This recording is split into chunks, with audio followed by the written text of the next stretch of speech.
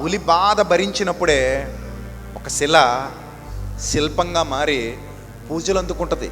అది ఉన్నంతకాలం పూజలు అందుకుంటుంది. ఎందుకు?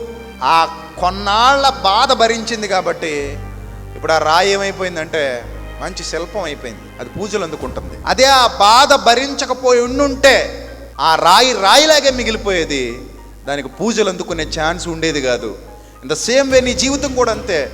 శ్రమలు కష్టాలు ఓర్చుకుంటావా, అగ్నిలో పడిన బంగారం లాగా బయటకు వచ్చి మెలమెల మెరిసిపోతావు, దగదగ మెరిసిపోతావు. కష్టాలు కన్నీళ్లు కూడా నీ జీవితంలో నీ మంచికే అనుకుంటే, వాటిని ఓర్చుకుంటే, ఆ పరీక్షకు నిలబడితే యు ఆర్ ద విన్నర్. నువ్వు గొప్పవాడి అవుతావు, గొప్పదాని అవుతావు, గెలిచి చూపిస్తావు జీవితంలో. నీకు సంతోషం ఆనందం ఆ తర్వాత వస్తుంది. కష్టాలు శ్రమలు లేకుండా సక్సెస్ రాదు. కష్టాలు కన్నీళ్లు శ్రమలు బాధలు లేకుండా సక్సెస్ అవ్వడం ఏ రంగంలోనూ జరగదు. కాబట్టి బీ కాన్ఫిడెంట్గా ఎదుర్కోండి ఏదైనా సరే.